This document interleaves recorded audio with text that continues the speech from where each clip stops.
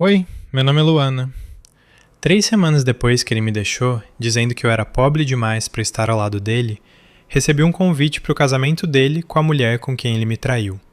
A mãe dele até me avisou: não nos envergonhe. Mas eles não sabiam que eu era dona do terreno onde ficava o local do evento, ou que eu cheguei de jatinho. Eu não gritei, eu não chorei. Apenas entrei e assisti a cor sumir de cada rosto. Mas antes de tudo isso, eles garantiram que eu soubesse exatamente qual era o meu lugar no mundo deles, e não era ao lado deles. Você já foi descartada como lixo pelas mesmas pessoas que um dia beijaram sua testa ao te dar boa noite? Vamos começar por aí. E a propósito, que horas são aí onde você está vendo isso? Deixe nos comentários. Estou ouvindo. Eu conheci aquele som. O baque suave de algo deslizando por baixo da minha porta da frente, seguido de silêncio. Eu estava descalça, ainda com meu uniforme de enfermeira, sentada no chão com uma xícara de café meio vazia que esfriou horas atrás.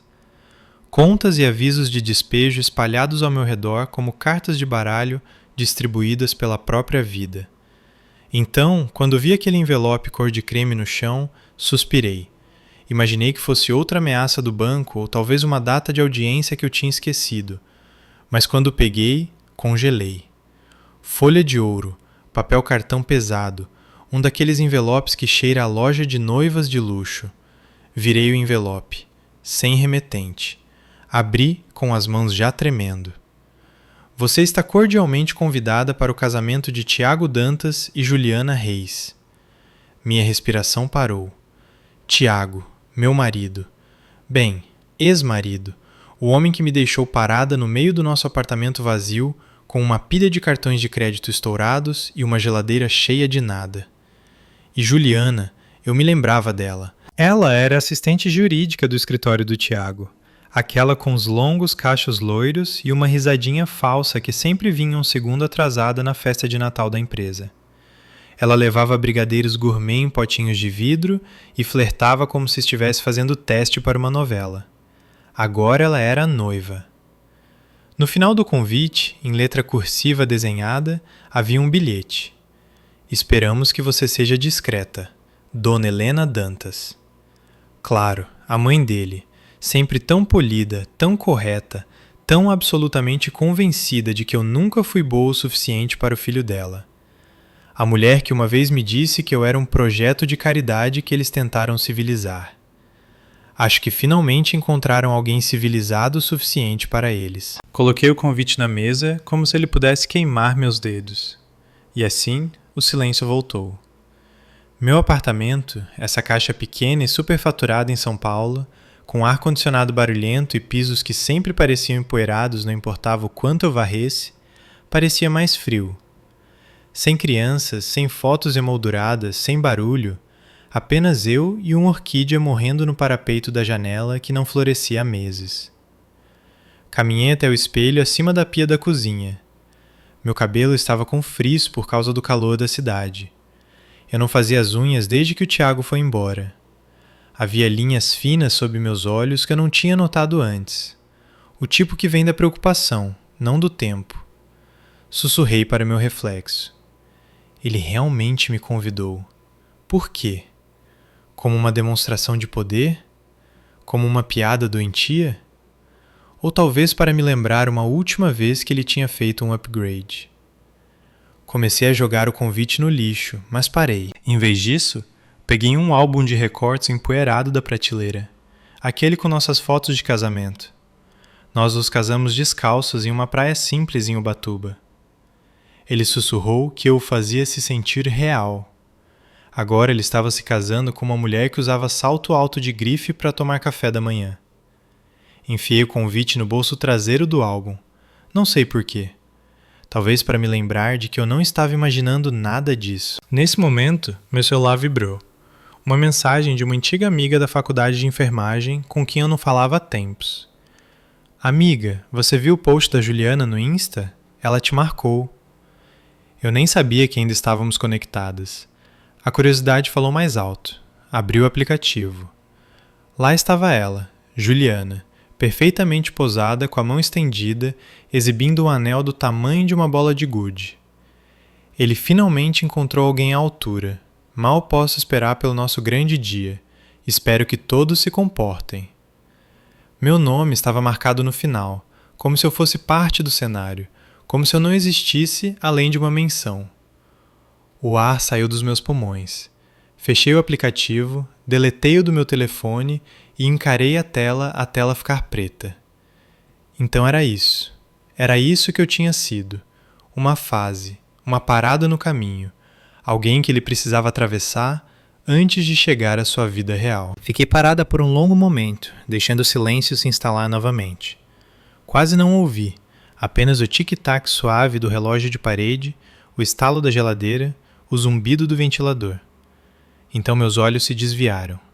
Do outro lado da sala, na estante atrás da mesa de centro, havia uma pasta grossa e lacrada, aquela marcada como Projeto Zenit, confidencial. Eu não tocava nela há meses, talvez mais. Quase tinha esquecido que estava lá. Caminhei lentamente, os dedos roçando o rótulo. Tiago nunca perguntou sobre isso, nem o advogado dele, nem uma vez. Eles presumiram, como sempre, que eu não tinha nada de valor. E foi aí que me lembrei. Eles nunca perguntaram o que eu tinha feito com o patrimônio. Fiquei ali, olhando para a pasta grossa em minhas mãos. As palavras Projeto Zenit, confidencial, me encaravam de volta como se estivessem esperando anos para serem abertas. Eu não tocava nela desde que o Tiago saiu. Sinceramente, acho que eu estava com medo. Coloquei-a na mesa de jantar, afastei a pilha de contas de luz não pagas e abri lentamente a capa. Dentro estava tudo. Escrituras de móveis, alvarás de construção, esboços arquitetônicos sobre os quais eu obcecara com régua e marca-texto tarde da noite, depois de plantões seguidos. Passei os dedos pelo nome na primeira escritura, Luana Dantas. Eu quase tinha esquecido qual era a sensação de ver meu nome em algo que importava. A pasta continha registros de 5 sobrados que eu restaurei na Zona Leste, silenciosamente, pacientemente. Tiago nunca levou isso a sério. Usei bônus de plantões dobrados no hospital, guardei uma pequena herança que minha avó me deixou e fiz funcionar. Eu tinha ido a leilões da prefeitura, dei lances em propriedades que ninguém queria, briguei com empreiteiros que não achavam que eu sabia a diferença entre cimento e argamassa. Mas eu sabia, e continuei. E cada uma daquelas escrituras estava em meu nome. Soltei um suspiro silencioso e recostei-me na cadeira. O ventilador de teto rangia acima de mim, zumbindo como se tivesse um segredo próprio. Olhei para os documentos de avaliação mais recentes, totalmente pagos, 0 penhoras, 0 dívidas. O patrimônio total, mais de 12 milhões de reais. Fechei a pasta como se estivesse cobrindo uma criança dormindo. Então eu disse em voz alta, não para ninguém, mas para o ar empoeirado ao meu redor. Você me deixou por ser pobre, Tiago, e agora você está se casando com uma pobre.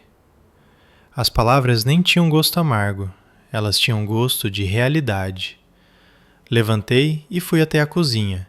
Me servi do resto do café desta manhã. Frio. Eu não me importava. A geladeira ainda não tinha nada além de ovos, ketchup e um iogurte duvidoso. Mas de repente, eu não me sentia mais vazia. E assim que me sentei de volta, meu celular vibrou novamente. Desta vez não era spam ou notificação do banco. Era uma mensagem de Larissa, prima do Tiago, a única da família dele que me tratava como se eu não fosse invisível. Você já viu isso? Achei que você devia saber. Desculpe antecipadamente. Abaixo, um print. Era um post do chá de panela. Uma daquelas fotos posadas em um jardim com mulheres segurando taças de champanhe e risadas falsas. Mas foi a legenda que me paralisou. Tiago finalmente vai se casar com alguém que se encaixa, alguém refinada. Nossa família não poderia estar mais orgulhosa. Dona Helena. Encarei a tela pelo que pareceu uma vida inteira. Não era a primeira vez que ela me humilhava, mas ver isso transmitido daquele jeito, como se eu fosse algum tipo de projeto que deu errado, bateu diferente. Minha mente voltou para todos aqueles momentos sendo corrigido no jantar de Natal deles porque eu falava gírias ou tinha sotaque. O comentáriozinho de Dona Helena sobre minha caligrafia simples quando escrevi os cartões de lugar. A maneira como o irmão do Tiago uma vez imitou meu sotaque do interior, até que todos na mesa estivessem rindo, incluindo o Tiago. Eu engoli tanta condescendência deles ao longo dos anos, eu nem percebia o quão pesado isso tinha ficado no meu peito. Mas agora isso acendeu algo. Voltei para a pasta, dessa vez com propósito. Minhas mãos não tremiam. Tirei o último demonstrativo de avaliação, a planilha com a renda projetada de aluguéis. Eu nem precisava verificar os números novamente. Eu já sabia. Eu tinha mais riqueza amarrada naqueles sobrados reformados do que o Tiago jamais tocaria com aquela nova esposa dele. Deslizei a pasta para meu cofre à prova de fogo, girei a tranca, então atravessei a sala e peguei meu notebook da poltrona onde o tinha jogado na semana passada. A luz da tela brilhou azul na minha sala de estar enquanto eu abri uma nova aba. Por um segundo, meus dedos pairaram sobre as teclas. Então comecei a digitar, não para confirmar a presença no casamento, não para discutir com Dona Helena, nem mesmo para provar um ponto. Não, abri um e-mail para alguém com quem não falava há anos. Senhor Roberto Ramires, meu antigo mentor da iniciativa de habitação urbana. Ele me ensinou a ver potencial em coisas quebradas, prédios antigos, sistemas antigos, até pessoas como eu, que nunca se encaixaram no molde. Ele me disse uma vez: você não precisa ser barulhenta para causar impacto, apenas apareça preparada. Digitei o nome dele, então parei. A última vez que conversamos, eu estava sobrecarregada com o casamento, trabalho e mantendo as aparências. Ele me ofereceu um lugar em um projeto no centro, uma chance de ser sócia em iniciativas de moradia popular. Eu recusei porque o Tiago disse que não fazia sentido naquele momento, mas agora fazia todo sentido. Digitei: Senhor Roberto, sei que faz tempo, mas estive trabalhando silenciosamente e estou pronto agora. Se ainda tiver espaço para alguém que não precisa de um título, apenas de um lugar para reconstruir, apertei enviar. Então me recostei, fechei os olhos e me deixei sentir a mudança. Não um grito, não uma briga, apenas um retorno. Aquele e-mail foi o começo, não de uma vingança, mas de uma reentrada. Não dormi muito depois que enviei. Em vez disso, sentei na beira da cama, notebook ainda quente nas minhas coxas, repetindo aquele vídeo do chá de panela no mudo, como se ele me devesse uma explicação. E talvez devesse.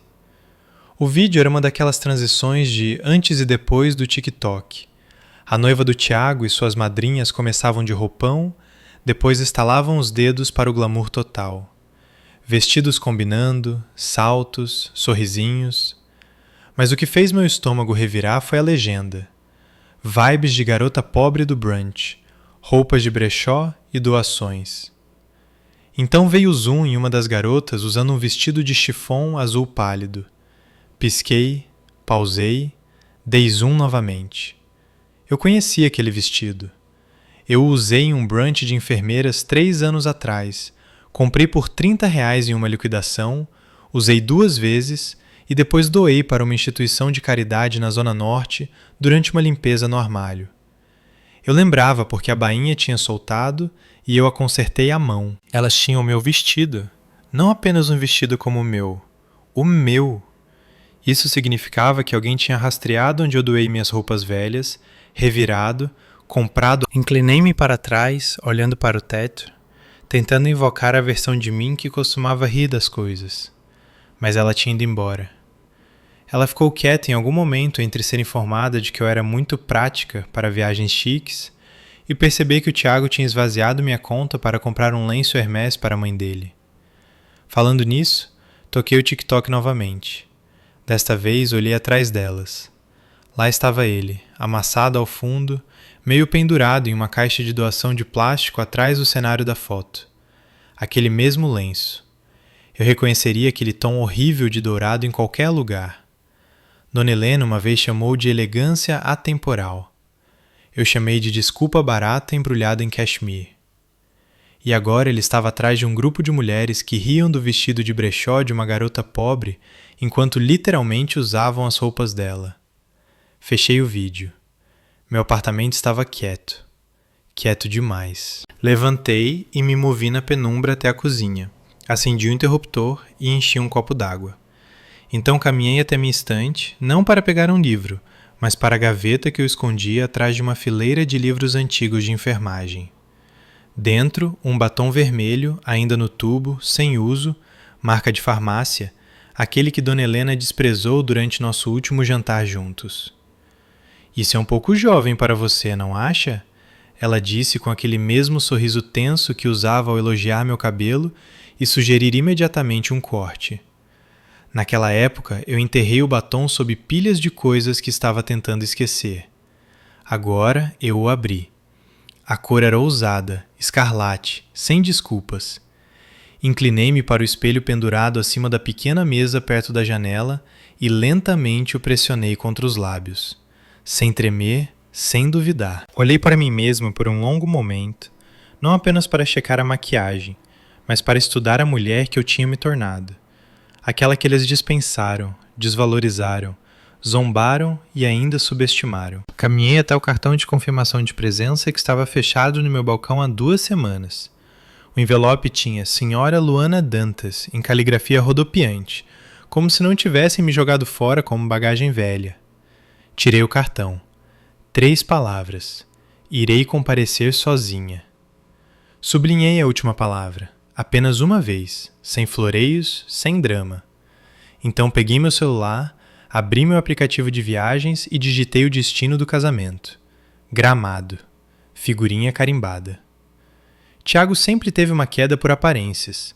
Rolei para passar as tarifas econômicas. Se eles queriam um show, eu daria um a eles. Primeira classe, assento na janela, chegada direta no sábado. Apertei confirmar, então coloquei o telefone na mesa e deixei o silêncio me envolver como uma armadura. Mas em algum lugar na quietude, minha memória se agitou. Não algo recente, mas o Natal. 3 anos atrás. O dia em que comecei a desaparecer da foto de família deles sem nem perceber. Eu tinha passado horas fazendo uma torta do zero, de nozes, do tipo que minha avó costumava fazer no interior. Eu estava orgulhosa dela. Tinha até amarrado uma fita na caixa da torta como se importasse. Quando entrei na casa deles, soube imediatamente que algo estava errado. O ar estava muito parado. Dona Helena me cumprimentou com um beijo na bochecha e uma longa pausa olhando para os meus sapatos. Sem salto? Ela perguntou, com a voz doce como melado. É uma escolha. Tiago nem levantou os olhos do telefone. No jantar, a mesa tinha sido reorganizada. Eu estava na ponta, ao lado da sobrinha adolescente que ficava rolando o TikTok debaixo da mesa. Tiago estava plantado a um lado do Tiago, que se inclinou sobre ele com um braço enlaçado como se estivesse namorando com ele. Então veio o lenço. Isso é da nossa parte, disse Tiago com um sorriso, estendendo a caixa embrulhada para presente. Pisquei. Eu não tinha comprado aquilo. Ele tinha usado meu bônus de fim de ano, o mesmo dinheiro que eu planejava usar para pagar o IPTU da nossa unidade na Zona Leste. Mais tarde, depois do jantar, descobri quando a transação apareceu no meu e-mail. R$ 1.500. Loja de grife no shopping Iguatemi. Eu não disse uma palavra. Em vez disso, lavei a louça sozinha. Foi quando o pai do Tiago entrou. Ele não falou no início. Apenas me entregou outro prato para enxaguar. Então, com uma voz tão baixa que mal se ouvia acima da água corrente, Tiago vai longe, Luana. Não atrase com seus projetinhos de estimação. Projetos de estimação? Ele queria dizer a habitação popular. Ele queria dizer meu trabalho. Ele queria dizer eu. Não respondi. Não chorei. Apenas enxaguei o prato. De volta ao presente, peguei o cartão de confirmação de onde o deixei e o deslizei para dentro do seu envelope com bordas douradas. O mesmo tipo que Dona Helena provavelmente achava que gritava bom gosto. Célio com uma pressão limpa. Então olhei para o batom ainda na minha mão e sorri. Eles achavam que eu tinha desaparecido. Eles estavam errados. Planejaram interromper a vida deles com um casamento. Mas às vezes, A verdade se acomoda na sua mala de mão. O jato cortou as nuvens pálidas e desceu com um tipo de silêncio que parecia intencional. Gramado se estendia abaixo de nós como um cartão postal de inverno da Serra Gaúcha. Tudo eram araucárias, telhados de estilo europeu e elegância curada. Quando as rodas tocaram o solo, peguei meu reflexo na janela. Firme, não fria, apenas preparada. Um SUV preto com vidros filmados já estava esperando quando a porta do jato se abriu. Sem tapete vermelho, sem paparazzi, apenas o vento frio da serra e o som dos pneus no asfalto gelado. Saí usando um casaco de lã azul marinho profundo, com corte preciso, acinturado. O tipo de coisa que você não usa para impressionar, mas para lembrar as pessoas que você não precisa mais fazer isso. Eu não estava coberta de diamantes, não precisava de pele. Meu silêncio era o acessório. Um casal perto do desembarque parou. A mulher se inclinou para o marido, olhos arregalados. É ela? Não pode ser. Ela nem foi convidada. Foi? Não me virei. Não sorri. Apenas ajustei minhas luvas e caminhei em direção ao motorista que segurava a porta do carro aberta, como se já soubesse que não devia fazer perguntas. No trajeto até o resort, não olhei muito pela janela. A paisagem era linda, claro, mas eu não estava lá para fazer turismo. O resort surgiu à vista, todo em pedra e madeira maciça, como uma cabana de esqui de um bilionário. E lá, sob um manto de neblina perfeita e intenções caras, estava o mesmo nome que eu tinha visto no convite de casamento gravado em ouro. Tiago e Juliana. Fim de semana de casamento na serra. Entrei no saguão e imediatamente senti a mudança. O luxo não apenas parece caro, ele se move de uma certa maneira. Funcionários silenciosos, toalhas de mão aquecidas, o cheiro fraco de eucalipto e pinho no ar. Bem-vindo ao Recanto das Araucárias, o concierge sorriu. Luana Dantas, disse eu uniformemente. Seus dedos pairaram sobre o teclado. Ah, sim, senhora, Dantas. A senhora está com o casamento? A hesitação foi reveladora. Sou uma hóspede do hotel, respondi, indiferente. Claro, ele olhou novamente para a tela. Você recebeu um upgrade para a suíte presidencial, cortesia do Sr. Guzmão. Minhas sobrancelhas se ergueram ligeiramente. Jaime Guzmão, um ex-cliente e um dos primeiros investidores que apostou no meu primeiro projeto de renovação em São Paulo, um homem com 5 propriedades e a educação de um diplomata. Ele me disse uma vez: qualquer um que constrói lares dignos para quem precisa é alguém em quem apostarei 2 vezes. O mundo dá voltas. A viagem de elevador foi longa e silenciosa. Minha suíte se abria para uma vista panorâmica do Vale do Quilombo e uma lareira que já estalava como se estivesse esperando por alguém com assuntos inacabados. Coloquei minha mala no banco perto da janela, tirei meu casaco e expirei. Lá embaixo, os preparativos do casamento zumbiam como uma colmeia. Entregas de flores, tendas brancas, equipes de filmagem com equipamentos demais para o que deveria ser uma cerimônia pequena. Deixem que tenham o show deles. Enquanto isso, Tiago estava no bar do andar de baixo, cercado por padrinhos, metade dos quais eu já tinha dividido porções de batata frita quando o dinheiro era curto e celebrávamos promoções em botecos em vez de clubes privados. Segundo a barman, uma jovem com cachos soltos e uma memória afiada, ele estava bebendo um bourbon quando um funcionário do hotel se inclinou e disse: "Sua convidada, a senhora Dantas, chegou." Ele piscou, depois agarrou o copo com tanta força que deixou uma marca na palma da mão. Juliana levantou os olhos do telefone. Quem? Tiago não perdeu o ritmo. Apenas uma amiga da família, disse ele com a voz leve. Rápido demais, mas sua mão tremia. Ele deixou uma nota de 50 no balcão e saiu sem terminar a bebida. Não fui ao jantar pré-casamento. Eu poderia ter ido. Tinha um vestido formal na mala e pronto. Ferramentas de cabelo alinhadas como soldados na penteadeira de mármore.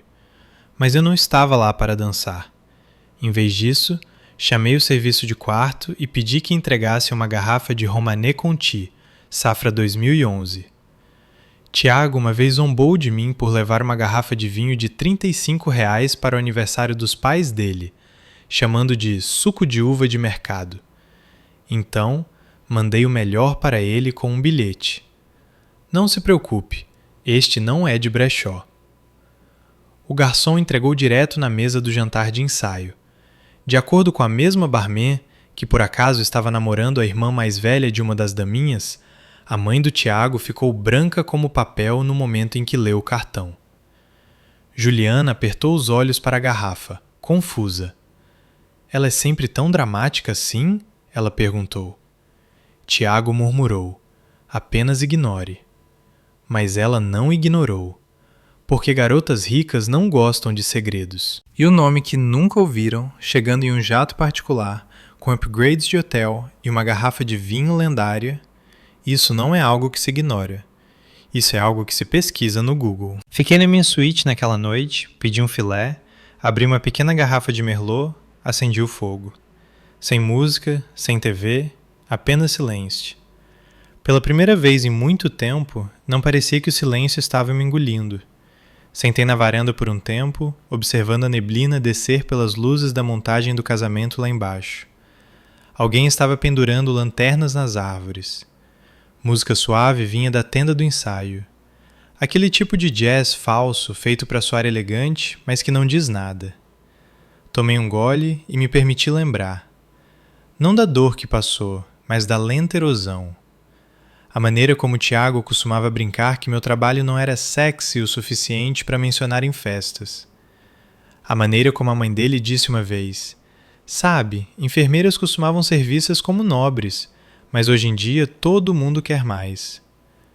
As noites em que eu ia para a cama depois de um plantão de 14 horas e descobria que ele estava na rua festejando em nome do networking. A vez em que ele me deixou em um Uber depois de uma festa de gala porque tinha visto a Juliana do outro lado da sala em um vestido vermelho e nunca mais voltou. Eu achava que ficar quieta era ser forte. Achava que deixar as coisas passarem significava ter classe. Mas às vezes, o silêncio apenas dá às pessoas espaço para pisar em você. Abri minha mala e tirei a capa de proteção de roupas, pendurei atrás da porta.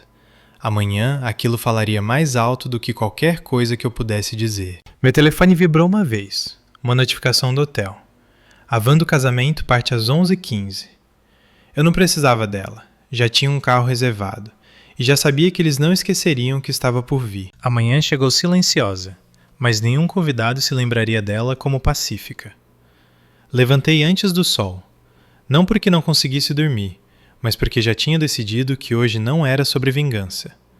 Era sobre lembrar quem eu era antes de eles me fazerem sentir pequena. O vapor saía da minha xícara de café enquanto eu estava na janela, olhando para o gramado coberto de geada, onde fileiras de cadeiras brancas tinham sido perfeitamente alinhadas sob um arco floral. O tipo de arranjo perfeito para fotos onde as pessoas fingem que tudo está imaculado, mesmo quando a podridão está logo abaixo da superfície. Lá embaixo, funcionários ajustavam faixas douradas nas cadeiras. Reconheci alguns rostos, planejadores, fornecedores, uma equipe de buffet com quem eu já tinha trabalhado em uma gala de habitação em São Paulo. Eu me perguntava se eles se lembravam de mim. Provavelmente não. Naquela época, eu era namorada do Tiago, a enfermeira com mãos calejadas e sapatos de segunda mão. Mas desta vez, eu não entraria sozinha. Exatamente às 11h01, coloquei meu casaco e entrei no carro particular que Matheus tinha arranjado. Ele já estava lá dentro olhando algo no celular.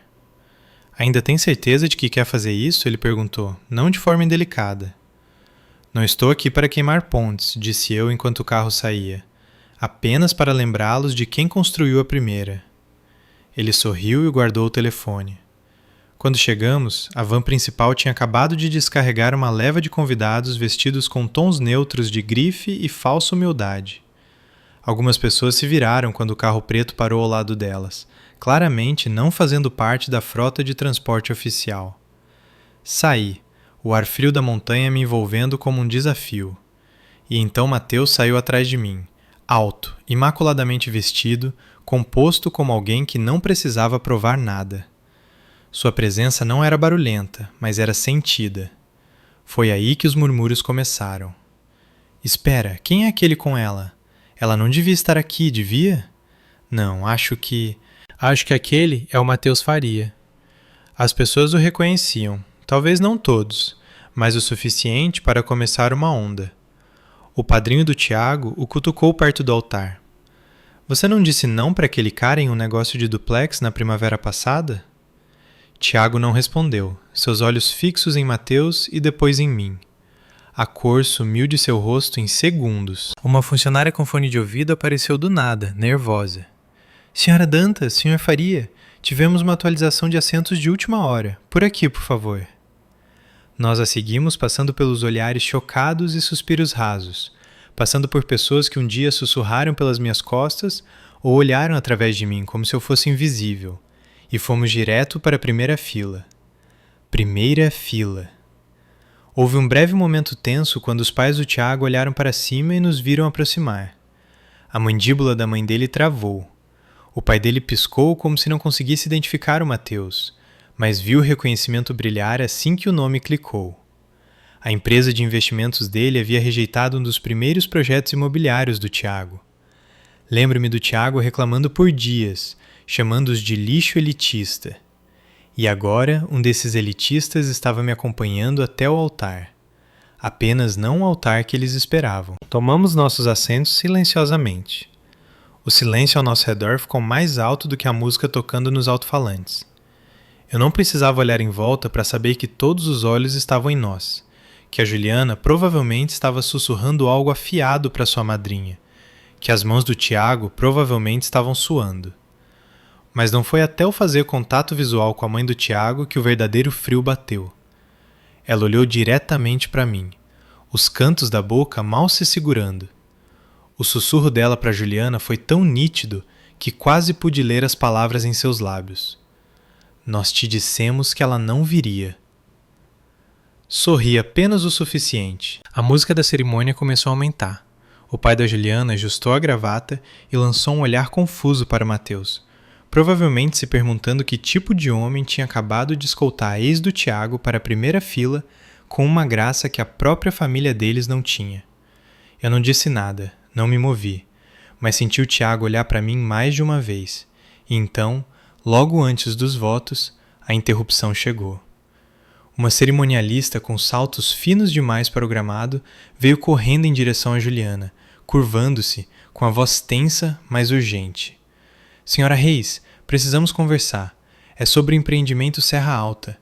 Uma das propriedades âncora que garantiam seu empréstimo foi congelada inesperadamente esta manhã. O banco sinalizou a mudança nos ativos de garantia e pausou o negócio. Juliana parecia que alguém tinha derramado água gelada em suas costas. O que você quer dizer com congelada? Ela sibilou. A cerimonialista hesitou. Depois olhou de lado para Mateus. Aparentemente, um dos investidores-chave saiu. Juliana seguiu o olhar dela. Seus olhos pousaram no Mateus, depois se voltaram para mim. Eu não desviei o olhar. Não sorri com escárnio, nem vacilei, nem me inclinei. Apenas inclinei a cabeça ligeiramente, do mesmo jeito que ela fez quando se apresentou a mim pela primeira vez, 2 anos atrás, e disse: Você não parece alguém com quem o Tiago estaria. Agora, suas mãos apertavam um buquê, como se isso pudesse mantê-la em pé. Finalmente falei. Não alto, não teatral, apenas o suficiente. É engraçado que as pessoas chamam de pobre até descobrirem de quem é o dinheiro que construiu a casa. Dava para ouvir um alfinete cair. Tiago não disse uma palavra. Sua boca estava ligeiramente aberta. Os pais da Juliana pareciam congelados. O juiz de paz ainda estava mexendo nos papéis perto do altar, esperando alguém dar o sinal verde. Mas nada se movia. E então, lentamente, as pessoas começaram a sussurrar novamente. Só que desta vez, os murmúrios não eram sobre quem eu era, mas sobre o que eu tinha acabado de fazer sem nunca levantar a voz. Coisa engraçada sobre poder. Você nem sempre precisa segurar o microfone. Às vezes você só precisa ficar quieta e deixá-los ouvir como o silêncio soa quando ele finalmente ecoa de volta. Se alguém objetou, eu não levantei a mão, mas não precisei. Mateus levantou. Ele se levantou como se estivesse apenas se alongando, calmo como sempre, e entregou ao oficial um pequeno envelope branco. Nada dramático, sem suspiros. Ainda não. O juiz olhou para ele, depois abriu com dedos hesitantes. Sua boca se contraiu na metade da leitura. Então ele olhou em volta, sem saber se continuava falando ou parava tudo ali mesmo. Eu acredito que precisamos pausar a cerimônia, disse ele, com a voz tremendo um pouco. Foi aí que a sala mudou. Não foi barulhento, mas pude sentir a mudança. Uma tensão silenciosa se espalhou pelo mar de cadeiras. A mão da Juliana, que segurava delicadamente a do Tiago, ficou rígida. Tiago olhou para trás, em direção ao Mateus, com a mandíbula travada como se tivesse acabado de morder um limão. O pai da Juliana levantou-se com força suficiente para derrubar sua cadeira. — O que é isso? Ele latiu. — O que diabos está acontecendo? Mateus permaneceu sentado agora, pernas cruzadas, a imagem do controle. Aquilo, disse ele, acenando em direção ao papel, é uma notificação extrajudicial revogando os direitos de uso desta propriedade, efetiva nesta manhã. A propriedade não pertence mais à sua filha ou ao noivo dela. Foi transferida às 6h47 da manhã. Você podia ouvir as engrenagens moendo em cada cabeça ao nosso redor. O rosto do Tiago perdeu toda a cor. Juliana parecia ter levado um tapa. Levantei-me lentamente, limpando um fiapo invisível do meu casaco. Eu fui convidada, disse calmamente, virando-me para a multidão. Este casamento foi planejado em terras que legalmente não pertencem mais a eles. Suponho que alguém deveria ter verificado a papelada. Algumas pessoas riram, mais por desconforto do que por diversão. Não esperei permissão para sair. Mateus se levantou comigo, e juntos caminhamos pelo mesmo corredor que eu um dia imaginei percorrer em um vestido branco. Agora eu usava cinza de inverno, e servia melhor do que qualquer vestido que eles já sonharam em me colocar. Não olhamos para trás, nem mesmo quando a mãe do Tiago gritou. — Espere! Você acha que é esperta? Você acha que isso te faz melhor? Mas continuamos andando. Quando chegamos à borda do pátio que dava para a Serra Nevada, pude ouvir o começo, o desmoronamento. Começou pequeno, vozes levantadas atrás de nós, pés se arrastando, uma cerimonialista tentando salvar o controle. Então veio o ponto de ruptura. Virei a cabeça ligeiramente e a vi. A mãe do Tiago avançando em direção à cerimonialista com fúria nos olhos. — Você deveria ter verificado as licenças. Isso é culpa sua. — Senhora, eu não sou... Ela armou isso. Ela fez de propósito. Aquela mulher arruinou tudo. Juliana estava paralisada no lugar, o buquê tremendo nas mãos, o pai tentando mantê-la em pé como se ela fosse desmaiar. Tiago não se moveu, apenas ficou lá piscando. Celulares começaram a aparecer, convidados sussurrando, alguns filmando, outros se virando silenciosamente para sair. Era como assistir a uma casa desabar em câmera lenta. Virei-me de volta para o Mateus, que me ofereceu uma taça de champanhe do bar montado logo na entrada do salão.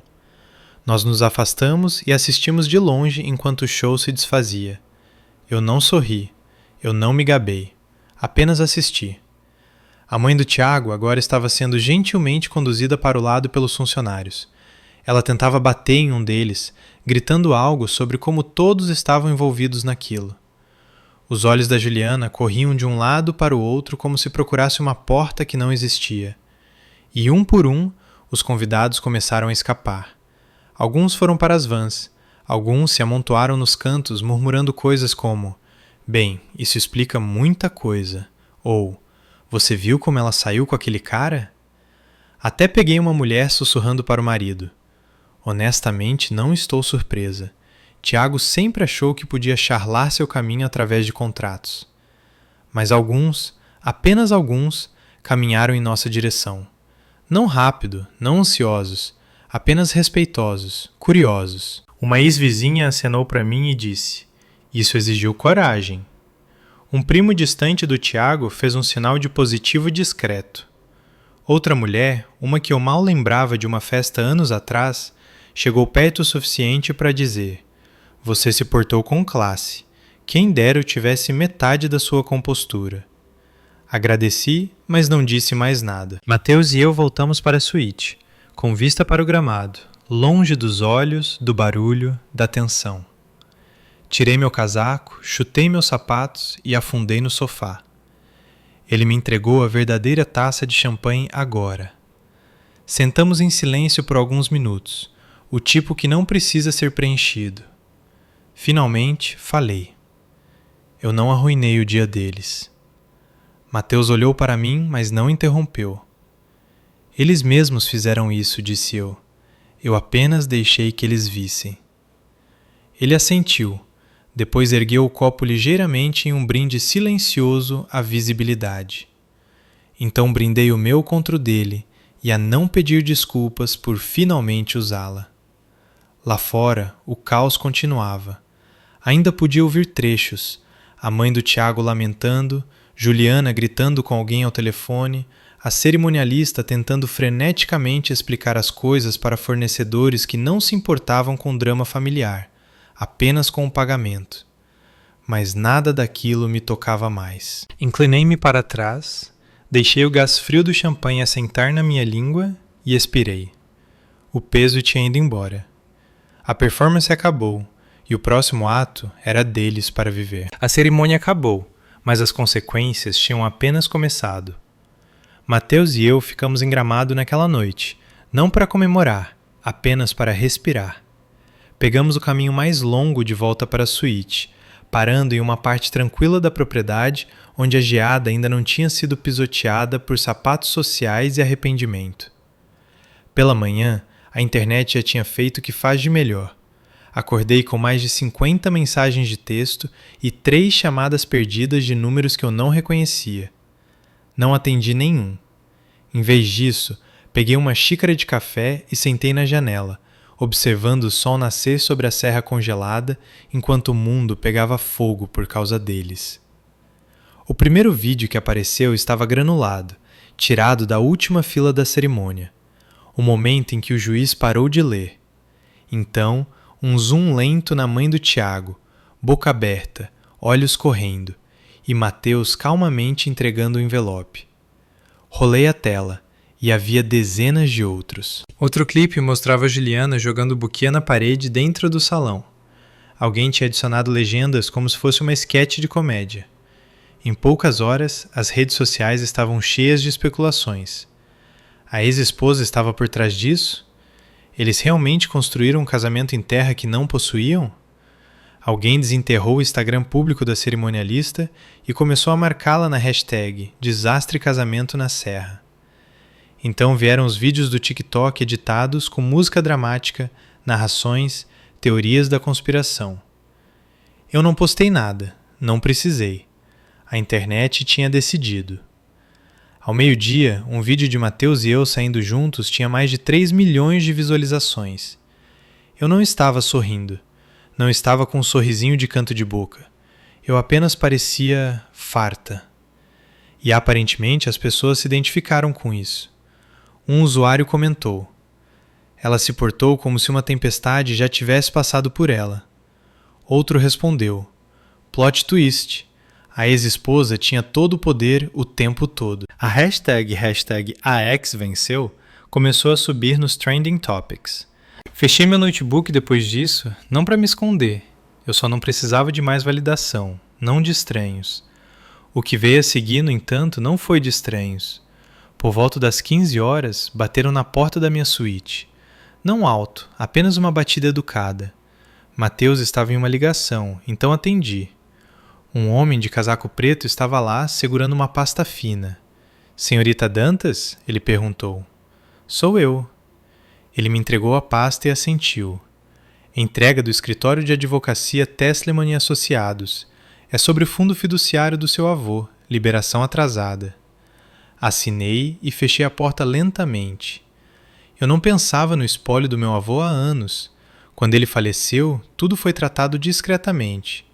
Presumi que tudo tinha ido para o meu pai, que provavelmente redirecionou para onde quer que os pais do Tiago dissessem. Mas dentro da pasta havia uma carta formal. Ativação de ativos de fundo dormente condicionada à finalização do seu divórcio do Sr. Tiago Dantas. Havia uma planilha de detalhamento anexada. 12,4 milhões de reais. propriedades imobiliárias, ações, uma coleção de carros antigos que eu nem sabia que ele possuía. Tinha sido bloqueado, aguardando o resultado do meu divórcio para proteção. Meu avô tinha visto algo que eu não vi, ou talvez ele simplesmente não confiasse em mais ninguém ao meu redor. Sentei-me pesadamente na beira da cama, pasta ainda no meu colo. Mateus entrou alguns minutos depois, ainda ao telefone. Ele parou quando viu meu rosto. — Você está bem? Ele articulou sem som. Ergui a pasta e sussurrei. Acho que acabei de herdar uma nova vida. Naquela noite, não dormi muito. Não por causa do dinheiro. Essa parte ainda não parecia real, mas porque minha caixa de entrada tinha começado a encher de novo. Não com fofocas, não com estranhos, mas com negócios. Um ex-investidor na startup de aplicativos do Tiago e da Juliana me enviou um e-mail diretamente. Sua jogada ontem foi mais poderosa que qualquer equipe jurídica. Decidimos sair da próxima rodada de investimento deles. E se você estiver construindo algo novamente, me ligue. Outra mensagem veio de um antigo membro do conselho com quem eu não falava há 2 anos. Você fez mais com silêncio do que a maioria faz com processos. Respeito. Então veio o contra-ataque. A mãe da Juliana, futura sogra do Tiago, deu uma entrevista para um blog de fofocas de 5ª categoria, alegando que eu tinha emboscado o casamento por ciúmes, que eu não conseguia lidar com o fato de ser substituída, que escolhi aparecer sem ser convidada e arruinar o grande dia da filha dela. O artigo me pintava como um fantasma que apareceu apenas para assombrar. Eu não disse uma palavra, porque a internet respondeu por mim. Alguém vazou um e-mail de 2 anos atrás, escrito pela mãe do Tiago, me chamando de lixo suburbano que não servia para carregar o neto dela. Os prints eram reais, as datas e horas eram claras. O público mudou de ideia rápido. De repente, eu não era uma ex-esposa amarga. Eu era a mulher que guardava os recibos e nunca levantava a voz. A simpatia virou forte. Até a cerimonialista deletou a página inteira do Facebook de sua empresa, depois que 1000 comentários raivosos de estranhos inundaram tudo. Você construiu um casamento em terreno roubado, dizia um. Espero que o depósito tenha valido a pena. Eu ainda não postei nada e não precisei me defender, mas o silêncio era pesado. Precisava de uma coisa.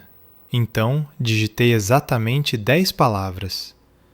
Eu não os envergonhei, só parei de protegê-los, é só isso. Sem hashtags, nenhuma hashtag necessária. O post foi compartilhado mais de 100.000 vezes em menos de 2 horas. Mateus sentou-se ao meu lado mais tarde naquela noite, observando silenciosamente o fogo tremeluzir na suíte. Eles estão desmoronando, disse ele suavemente. Eu assenti. Deixe-os. Ele ergueu o copo novamente, desta vez apenas água, e brindou. A mulher que eles subestimaram. Não retribuiu o brinde, ainda não, porque o que veio a seguir fez tudo o que eu tinha feito parecer brincadeira de criança. Tiago apareceu, sem convite, sozinho. Eu tinha acabado de varrer a última neve da varanda da frente da casa alugada onde estávamos. O sol tinha mergulhado atrás das montanhas, lançando aquele longo trecho dourado pelo quintal onde o silêncio parecia mais alto do que o normal. Eu esperava uma noite tranquila, um pouco de sopa no fogão, talvez um livro que eu fingiria ler enquanto pensava em tudo que tinha se desenrolado nas últimas 48 horas. Em vez disso, vi o carro alugado dele entrar na minha garagem.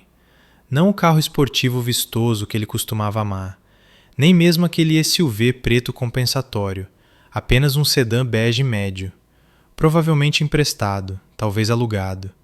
Rangia ao virar como se até o carro tivesse vergonha de estar ali. Tiago saiu devagar, sem terno, sem gravata, apenas jeans, uma jaqueta que não servia direito e o tipo de rosto que parecia não dormir há dias. Seus olhos examinaram o jardim da frente, incertos. Ele me viu nos degraus, braços cruzados, sem me mover. Ele levantou a mão desajeitadamente. Oi. Não disse uma palavra, apenas o observei. Podemos conversar? O jeito que ele perguntou, como se eu devesse isso a ele, como se tudo o que aconteceu tivesse de alguma forma equilibrado a balança? Não respondi, apenas inclinei a cabeça em direção ao caminho de cascalho. Ele subiu como um homem indo para seu próprio julgamento. Eu não tinha certeza se você ainda estaria aqui, ele murmurou. Fiquei quieta, deixei que ele continuasse cavando. Ele limpou a garganta. Eu sei que não tenho direito, eu só não conseguia deixar assim. O que aconteceu no casamento? O casamento para o qual você não pensou 2 vezes antes de me convidar? Cortei. Ele estremeceu. Achei que talvez você tivesse seguido em frente. Ele olhou para longe, depois voltou. Eu queria que você visse que eu tinha me dado bem, que eu tinha conseguido. Ri curto e amargo. Você queria que eu aplaudisse você? Achei que você estava me segurando, disse ele de repente. Quando estávamos juntos, todos aqueles meses apertados, preocupados com contas, você estava bem vivendo simplesmente. Eu não estava. Você quer dizer que não estava bem vivendo sem elogios? Eu tinha medo de ser pobre de novo, disse ele um pouco rápido demais, como se tivesse ensaiado. Juliana fez tudo parecer brilhante, fácil por um tempo. Ele olhou para os sapatos. Foi um erro. O silêncio se esticou entre nós. Deixei-a sentar. Ele se mexeu um pouco. A verdade é, Luana, você sempre foi quem acreditou em mim, mesmo quando eu não acreditava, mesmo quando eu não merecia. Ele deu um meio passo à frente. Eu sei que arruinei tudo, mas se houver alguma chance de você sequer considerar me ajudar a me reerguer, aquele foi o momento. Aquele momento exato em que você percebe que alguém não veio pelo seu perdão. Eles vieram pela sua utilidade. Você sempre viu mais em mim do que eu vi em mim mesmo, acrescentou ele. Eu não pisquei. Então ele forçou demais. Você não está falando sério sobre aquele cara, o Mateus, né? Vi o brilho nos olhos dele, como se ele ainda estivesse tentando medir suas chances. Respirei fundo e devagar, minha mão fechada ao lado do corpo antes de soltá-la, deixando o ar frio da noite entrar nos meus pulmões. Venha comigo. Ele me seguiu degraus abaixo, quieto, se arrastando como um menino chamado para a diretoria. Levei-o em direção ao portão lateral, aquele que se abria para o campo atrás da casa. Paramos logo antes dele. Abri o portão gentilmente, deixei a dobradiça ranger, segurei-o aberto. Isso, disse eu calmamente, é o mais perto que você chegará de ficar ao meu lado novamente. Ele não se moveu, ele não discutiu. Fechei o portão atrás dele, firme, final, sem bater. Apenas verdade. Ao me virar para voltar para casa, vi Mateus parado perto do parapeito da varanda. Ele não tinha dito uma palavra, apenas observava a distância, respeitoso e imóvel. Isso foi gentil demais, disse ele com a voz uniforme. Soltei um longo suspiro. A gentileza não é para ele, é para mim.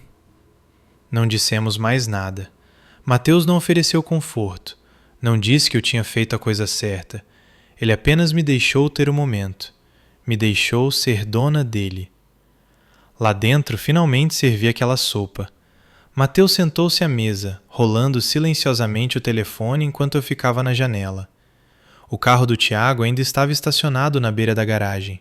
Ele ainda não tinha se movido. Eventualmente ele se moveu.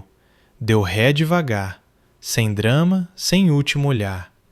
E assim, o homem que pensava que eu sempre seria seu plano B desapareceu no crepúsculo. Mas eu ainda não tinha terminado. Não até fazer uma última coisa. A manhã seguinte veio quieta e pálida. A neve tinha derretido em lama pelas calçadas, e o céu pendia abaixo com aquela quietude cinza e pesada que faz tudo parecer pausado. Passei o café como sempre fazia, 2 colheres, sem açúcar, e fiquei na janela mais tempo do que o normal, observando o vapor subir da xícara. Eu não estava nervosa, apenas pronta. Peguei a pequena caixa que eu guardava no fundo do armário do corredor há anos, fechada com fita adesiva gasta, cantos amolecidos pelo tempo.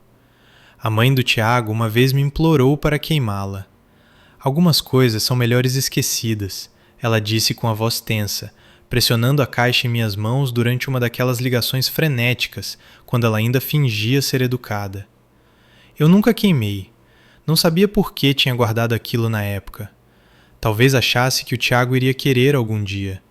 Ou talvez estivesse esperando por este exato momento. Deslizei a caixa para o banco do passageiro do meu carro e dirigi em direção à periferia da cidade, onde as casas mais antigas ainda mantinham seu charme, mesmo que a tinta estivesse descascando.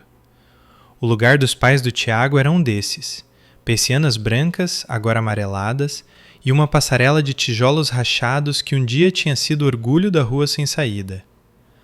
Quando parei, houve 3 coisas que notei imediatamente: as cercas vivas crescidas demais, uma pilha de correspondência não aberta presa por uma pedra na varanda e um aviso de execução hipotecária colado na porta da frente. As letras vermelhas diziam tudo que ninguém naquela família jamais ousou dizer. Bati na porta mesmo assim. Demorou 1 minuto, mas a porta finalmente rangeu aberta.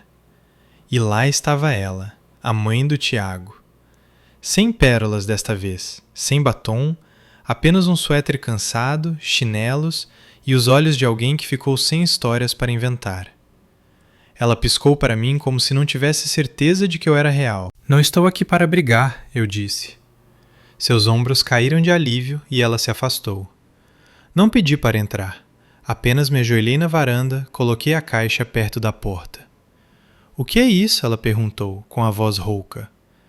Fotos, cartas antigas, a infância do seu filho, principalmente. Ela olhou para aquilo como se pudesse morder. Você me disse para me livrar disso uma vez, acrescentei. Eu não fiz. Imaginei que talvez você quisesse decidir isso por si mesma. Ela não tentou pegar, apenas olhou para baixo em silêncio. E então, sem levantar o olhar, ela sussurrou. Você nunca foi o problema. Eu não me movi. Não ofereci um abraço ou conforto. Aquele momento não era para isso. Eu não sou quem você disse que eu era, disse calmamente. Ela assentiu, sem defesa, apenas vergonha. Virei-me e desci os degraus. Minhas botas faziam barulho suave na lama. O frio mordia as pontas dos meus dedos, mas eu o recebi bem.